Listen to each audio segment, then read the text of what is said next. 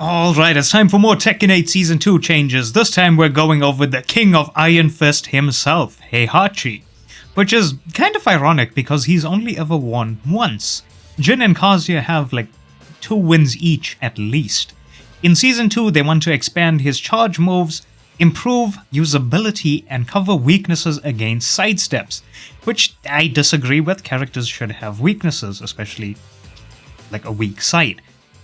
But the way they worded this in the patch notes was struggles to counter right sidesteps, and I genuinely have no fucking clue what they're talking about. Like, number one, because I don't know if they mean the opponent is sidestepping right, or if they mean sidestepping to Heihachi's right side, which is the sidestep left.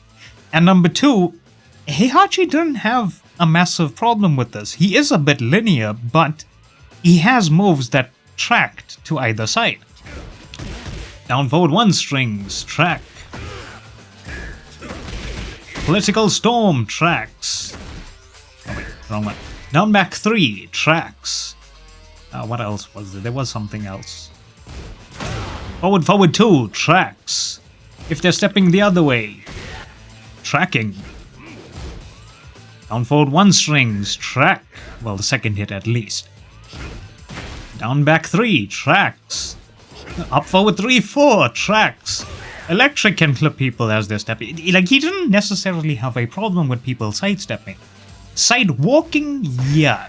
He was a bit weak to side walking. You could side walk a lot of what he does, but just stepping in general, not so much. So again, I have no clue what they're talking about. But let's get into the changes, starting with the emergency patch. CD3 no longer causes a wall crush, but it is still plus 11.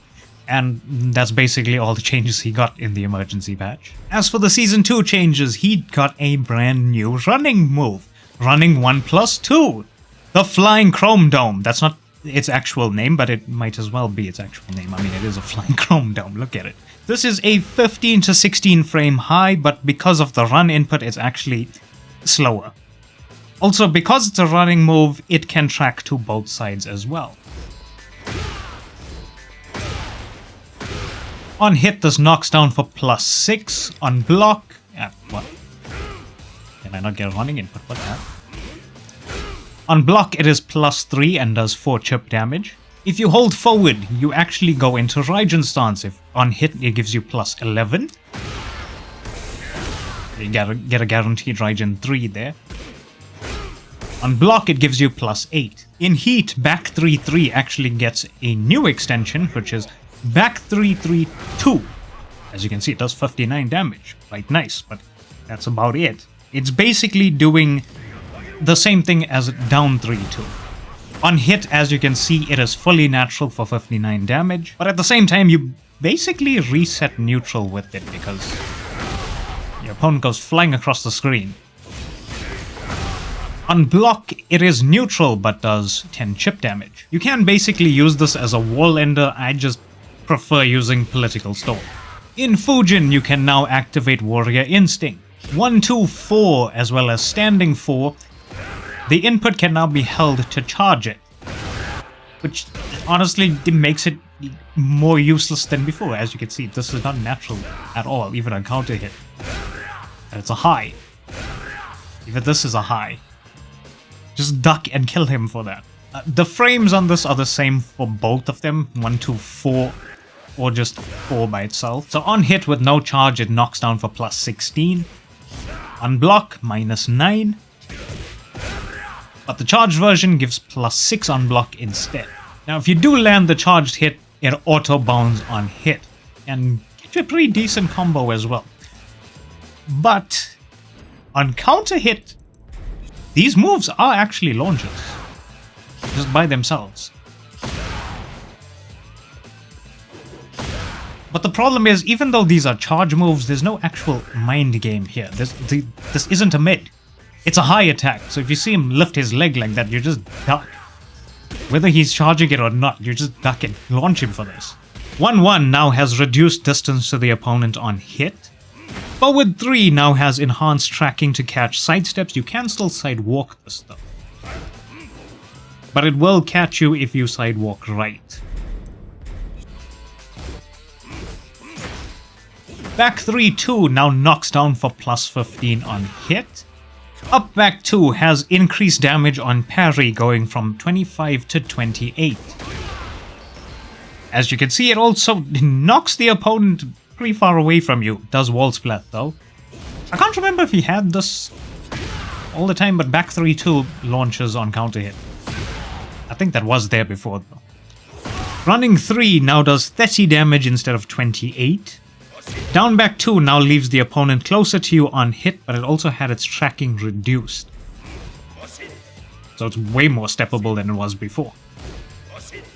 Warrior Instinct 1+2, Wrath, now does 31 damage instead of 34. Down forward 1-2 and back 2, the Just Frame versions, now give 3 health back. It was 6 before.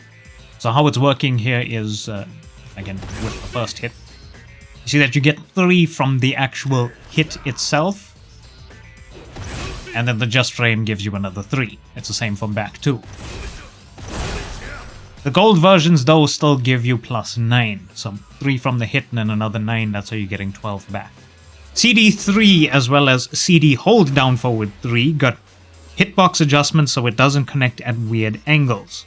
Back 2 itself there got a hitbox expansion downward so it doesn't whiff. Down forward 1, down forward 4, and back 4 all got their hitbox expanded downward so that it doesn't whiff against certain moves. Anytime I see stuff like that, I just assume Xiaoyu or Zafina have something to do with that. Down forward 2 got an expanded hitbox and adjusted collision detection so it doesn't whiff, probably to try and like punish. Using this as a 13th rank punish, especially when you're in Warrior Instinct, because it launches. Fujin 1+2 got adjusted collision detection so it doesn't whiff.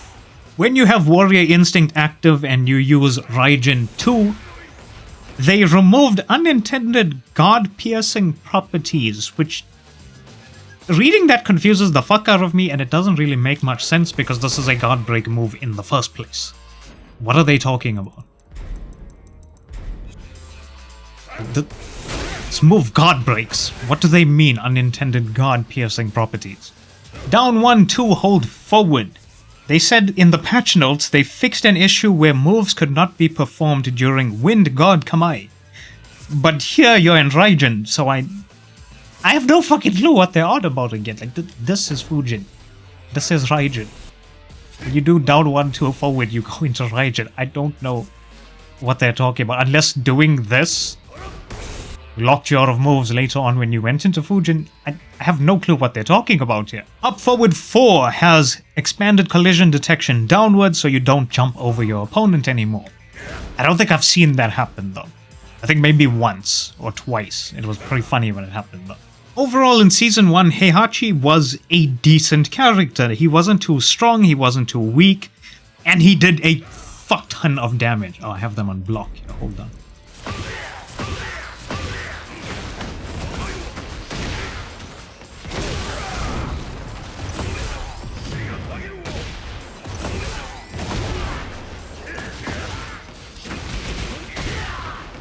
I didn't even just frame there, but 105. Yeah, he does damage. Also, I just realized, like, he almost healed back 50% of his health with that combo. Holy shit. But honestly, he didn't really need anything. In Season 2, they've basically kept him the same, just with some hitbox fixes and, like, a bit more damage on some moves, thanks to, like, in Heat, back 3-3-2. I think that's going to give you a bit more of a damaging wall ender. This charge move though, like, to me this is useless honestly because there's no mind game here. Duck and kill him for this. You see him do this? Kill him. Also, I forgot to mention this before, but when you're in Warrior Instinct, Flying Chrome Dome actually does 10 chip damage, and it also deletes Grey Health. What combo would actually leave Grey Health here?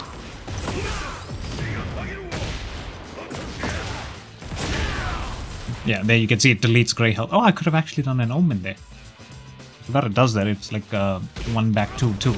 But anyway, you guys let me know what you think of Heihachi's changes, or, well, lack of changes in this case. If you liked, leave a like, dislike if you didn't. You know, honestly, I kind of wish, like, Flying Chrome Dome did what normal Chrome Dome does, where it gives you this hit effect. Like, can you imagine you do Flying Chrome Dome, and then you get, like, a guaranteed Raijin 1? I mean, technically you do get a guaranteed omen here, but it's not like not as cool when you hit grounded compared to like just landing an omen. Can I omen? What the hell? Not that one. The red one. There we go.